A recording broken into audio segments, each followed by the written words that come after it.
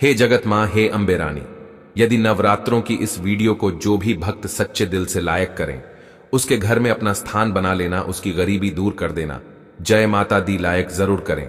दोस्तों, शारदीय नवरात्रि इस बार 3 अक्टूबर दिन गुरुवार से शुरू होकर 11 अक्टूबर दिन शुक्रवार तक चलेंगे और 12 अक्टूबर दिन शनिवार को समापन होगा। इस बार माता रानी पालकी पर सवार होकर पृथ्वी लोक पर पधारेंगी और नवरात्रि पूरे 9 दिनों की चलेगी। 9 दिनों के नवरात्रि बड़े ही शुभ और विशेष अत्यंत दुर्लभ होते हैं। दोस्तों, दम है तो नवरात्र के किसी भी दिन इस पौधे को जड़ सहित उखाड़ करके ले आना, आपकी तत्काल गरीबी मिट जाएगी। नवरात्रि के पूरे समय को चैतन्य अवस्था कहा जाता है। नवरात्रि के पूरे समय को जागृत अवस्था कहा जाता है।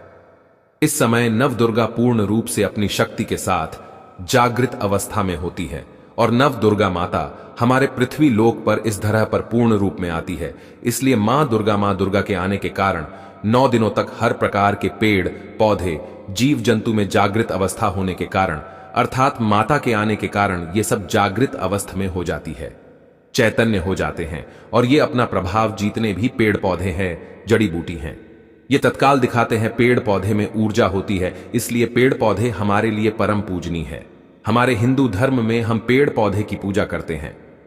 जैसे कि आपने देखा होगा, जो माता बहनें होती है वट सावित्री का व्रत रखती हैं और पीपल की पूजा करती हैं, बरगद की पूजा करती है। अब बरगद की पूजा क्यों करते हैं? क्योंकि हमारे पुराणों में पेड़ पौधे को अध्यात्म का देवता कहा गया है। पेड़ पौधे में देवी देवताओं के अंश बसते हैं, देवी देवताओं के प्राण बसते हैं, इसलिए हमें पेड़ पौधे की पूजा करना चाहिए। देखिए, जो पेड़ पौधे हैं हमें मुफ्त में प्राण वायु प्रदान करते हैं। पेड़ पौधे से ही ये सारे चराचारी जितनी भी दुनिया है चल अचल कैसे चल रही है। जैसे कि समय में बारिश का होना, वातावरण को संतुलन बनाए रखना, ये सब पेड़ पौधों के कारण ही हो पा रहे हैं।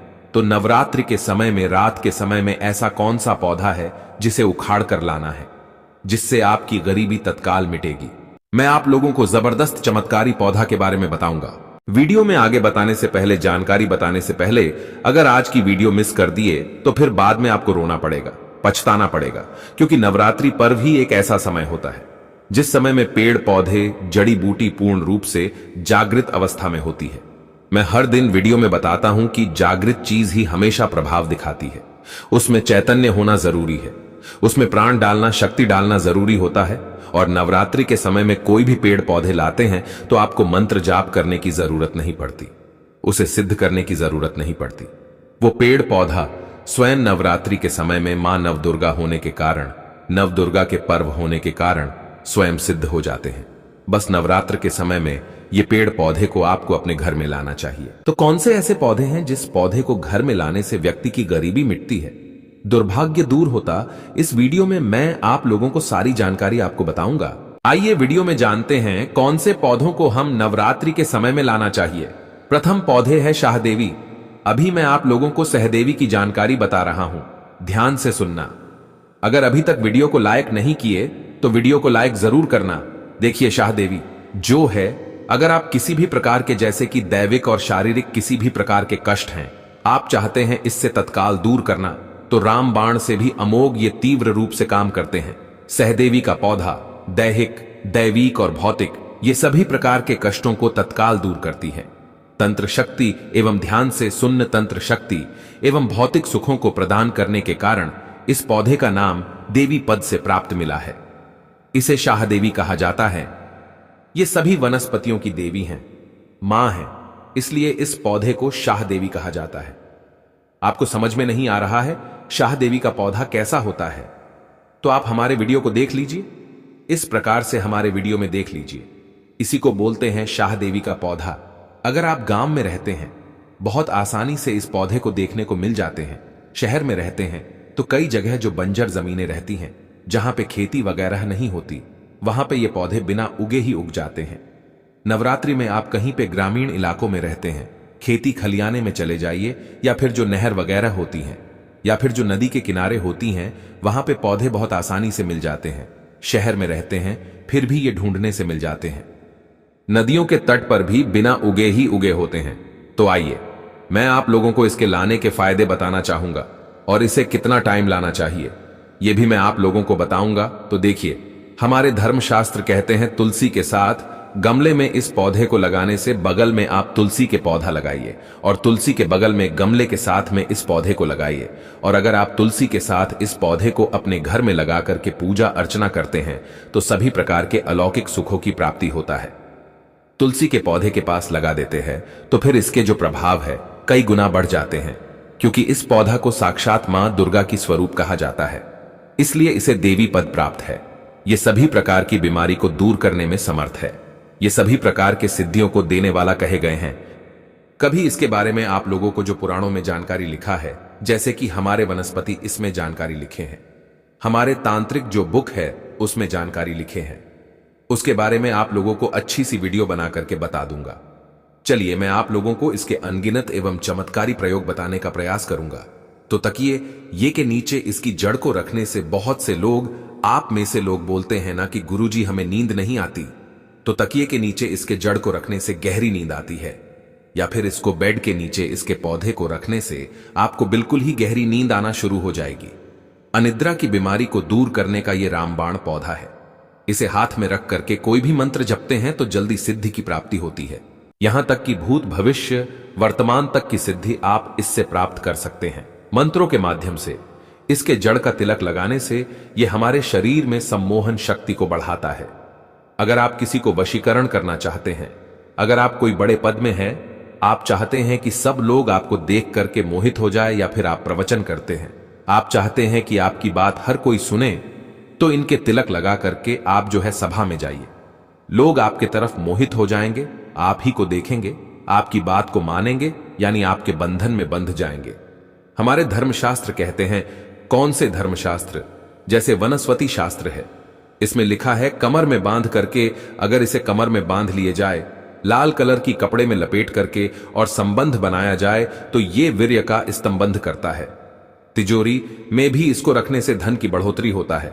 कैसा भी कंगाल घर हो, अगर तिजोरी में इसकी जड़ को रखा जाए तो ऐसे घर धन दौलत से परिपूर्ण बन जाता है।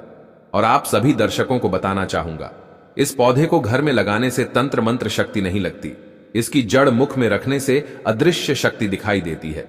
आप में से हमसे अधिकतर लोग बोलते हैं ना कि गुरुजी हमें अदृश्य शक्ति देखना है। हमें अदृश्य शक्ति किस प्रकार दिखाई देगा? अदृश्य शक्ति में जैसे कि अलौकिक शक्ति, देवी देवता, भूत प्रेत, पिशाच, निशाचर, कई ये जो शक्तियां हैं जो कि हम अपने नग्न आंखों से नहीं देख सकते, ये शक्तियां दिखाई देनी लगती हैं। तो अगर आप अलौकिक शक्ति के दर्शन करना चाहते हैं, जैसे कि देवी हैं, देवता हैं, गांव में रहते हैं तो जो ग्रामीण की देवी देवता है, शहर में रहते हैं तो वहां पे उपस्थित जो भी भैरव हैं, देवी देवता हैं, उनके दर्शन प्राप्त करना चाहते हैं तो इसके जड़ को मुख में रखने से अदृश्य शक्ति दिखाई देनी लगती है। और एक मैं मंत्र बताऊंगा, उस मंत्र से कल की वीडियो में बताऊंगा। उस मंत्र से एक मंत्र जाप करना होता है, जिसके जड़ को मुख में रखना होता है तो अदृश्य शक्ति प्रकट होती है, और जो भी आप बोलोगे वह अदृश्य शक्ति आपको सामग्री ला करके देती है। इसके जो जड़ है, इसके जो पौधे हैं, रात 12 बजे के बाद नवरात्रि के किसी भी टाइम में आप ला सकते हैं, क्योंकि नवरात्रि के टाइम में रात्रिकालीन का सबसे ज्यादा महत्व होता है। 12 बजे के बाद में लाते तो जो दुर्गा मां की जो संपूर्ण शक्ति है रात्रि के समय में जागृत अवस्था में पूर्ण रूप से होती है। तो 12 बजे के बाद नवरात्रि के किसी भी दिन में इस पौधे को जड़ सहित आपको उखाड़ करके ले आना है और ला करके आपको अपने घर में इसे गमले में लगा देना है। बिल्कुल ही आपको नंगे पैर जाना है। किसी भी प्रकार का आपको जो है खड़ा वगैरह या फिर चप्पल वगैरह है या फिर जूते वगैरह है, ये पहन करके नहीं जाना है। दोस्तों, दूसरा पौधा बता रहा हूं, ध्यान से सुनना। जो दूसरा पौधा है इसे विष्णुकांता के नाम से जाना जाता है। कई लोग इसे अपराजिता बोलते हैं। ब्रह्मदेव ने सृष्टि के निर्माण के समय सर्वप्रथम इस पौधे को उत्पन्न किया था। इस पौधे की रचना किया था एवं भगवान श्री हरि विष्णु ने इस पर वास किया था। इसलिए इस पौधे को, इसलिए इसे एक प्रकार की कांति की प्राप्ति हुई, एक प्रकार की ऊर्जा की प्राप्ति हुई। इसलिए ज्ञानी लोग इस पौधों को विष्णुकांता के नाम से जानने लगे। इसे अपराजिता का नाम क्यों बोलते हैं? इसके गुण ही हैं, ये आपके शत्रु से सबको अपराजित रखता है, कभी भी आपको यह पराजय नहीं होने देता। इसको घर में लगाने से कौन कौन सी चमकदारी शक्तियां की प्राप्ति होती है, तो आइए जानते हैं। देखिए, इसे मुख में दबा करके अगर आप अपने शत्रु से लड़ने के लिए जाते हैं, अगर सैन्य वर्ग के हैं, जैसे कि सेना वर्ग के हैं, और आप शत्रु से लड़ने के लिए जाते हैं तो ये शत्रु को पराजित करता है, या फिर आपको कोई शत्रु अनावश्यक तंत्र बाधा करते हैं, परेशान करते हैं, तो इसकी जड़ को भी मुंह में दबा करके रखने से आपके शत्रु पराजित हो जाते हैं। उनकी विद्या उन्हीं पर वापस हो जाती है। इससे सिद्ध करके हाथ में बांध करके युद्ध किया जाए। और अगर कोई व्यक्ति आपको तलवार से मारते हैं तब भी तलवार का कोई असर आप पर नहीं पड़ेगा, लेकिन एक मंत्र होता है, उसे आपको सिद्ध करना होता है। यह पौधा लक्ष्मी को प्रिय होने के कारण अगर आपको पौधा नवरात्रि के समय में घर में लगा करके रखते हैं तो सुख, संपत्ति एवं नाना प्रकार के भोग की प्राप्ति होता है। पेड़ पौधे को आप साधारण मत समझना। ये जो पौधा है विष्णुकांता, जिसे हम अपराजिता बोलते हैं, साक्षात मां लक्ष्मी के स्वरूप हैं। इसमें स्वयं लक्ष्मी जी बसती हैं। नवरात्रि में इस पौधे को घर में लगाने से जैसे जैसे इस पौधे में वृद्धि होती है, जैसे जैसे इस पौधे का आकार बढ़ता है, जैसे जैसे इस पौधे में फल फूल आते हैं, वैसे वैसे व्यक्ति के घर में धन्य धान की प्राप्ति होती है। व्यक्ति के घर में धन दौलत की बढ़ोतरी होती है। इस पौधे के पुष्प नवरात्रि के पंचमी दिन ध्यान से सुनिए। इस पौधे के पुष्प नवरात्रि के पंचमी के दिन स्कंद माता को चढ़ाने से सभी प्रकार की सिद्धि एवं भोगों की प्राप्ति होती है। अगर आप चाहते हैं आपको वो सभी प्रकार की भोगों की प्राप्ति हो जाए, सभी प्रकार की सिद्धियों की प्राप्ति हो जाए, तो नवरात्रि के पंचम दिन इस पौधे की सफेद कलर के पुष्प माता स्कंद को चढ़ा देना। हम 101% गारंटी आपको देते हैं। इसके पुष्प चढ़ाने के बाद माता आपसे प्रसन्न हो जाएंगी और आपको सभी प्रकार के अलौकिक सुख प्रदान करेंगी। सभी प्रकार के आपके मनोरथ को पूर्ण करेंगी। सभी प्रकार के आपको कामना, आपकी जो कामना है उस कामना को सिद्ध करेंगी। ये पौधा नवरात्र में सूर्य उदय से पहले लाना होता है। इस पौधे को नवरात्र के समय में सूर्योदय से पहले लाने का विधान है। तो दोनों पौधे को लाने से पहले हमने आज की इस वीडियो में 2 पौधे बताए हैं, चमत्कारिक पौधे। ये दोनों पौधे नवरात्रि के समय में आप किसी भी दिन ला सकते हैं। तो ये दोनों पौधे लाने से पहले उन्हें अक्षत धूप दीप दिखा करके आपको इसे अपने साथ चलने की प्रार्थना करें। इसे निमंत्रण देने की कोई जरूरत नहीं। नवरात्र के समय में आप किसी भी टाइम में ला सकते हैं। बस आपको निमंत्रण इस प्रकार से देना है, आपको दूध रख लेना है, अक्षत रख लेना है और आपको प्रार्थना करना है कि हे औषधीय महाराज, मैं आपको इस कार्य हेतु ले जाने आया हूं, या फिर हे देवी माता, मैं आपको इस कार्य के लिए ले जाना आई हूं। इस प्रकार की प्रार्थना बोलना है। गरीबी मिटाना है तो गरीबी बोल सकते हैं। आप चाहते हैं कि आपके घर में सुख, संपत्ति, धन, वैभव की प्राप्ति हो तो इस पौधे को बोल सकते हैं, हे वृक्ष, या फिर हे औषधि महाराज, या फिर हे माता, मैं आपको अपने घर में अलौकिक सुखों की प्राप्ति हेतु ले जाने आया हूं। कृपा पूर्ण शक्ति के साथ आप मेरे साथ चले। इस प्रकार से प्रार्थना करते हुए आपको अक्षत चढ़ा देना है और वहां पे थोड़ा सा दूध दीप दिखा देना, वहां पे एक दीपक जला देना और प्रार्थना करते हुए जड़ सहित इस पौधे को उखाड़ करके ले आना और ला करके आपको दूसरे दिन अपने घर में गमले में इसे लगा देना। आप यकीन माने ये पौधे जब तक आपके घर में लगे रहेंगे, आपके घर के वातावरण को शुद्ध रखेंगे। आपके घर में किसी भी प्रकार का तंत्र बाधा नहीं लगेंगे। आपके घर को लक्ष्मी कभी भी नहीं आएंगी। आपके घर में दुख, तकलीफ एवं बार बार जो बीमारी होती है ना, घर परिवार के लोगों को जैसे वास्तु दोष लग जाते हैं, फिर किसी भी प्रकार के दोष लग जाते हैं, तो वो सारी बीमारी सभी प्रकार के दोषों से आपको बचाए रखने का काम करेंगे। उन्नति होगा, आपकी प्रगति होगी। तो अगर आप भी अपने दुर्भाग्य को सौभाग्य में बदलना चाहते हैं तो नवरात्रि के किसी भी दिन इस दोनों पौधा में से कोई एक पौधा अवश्य ले आएगा और अपने घर में लगाएगा। आपकी अध्यात्म उन्नति होगी, आपकी प्रगति होगी।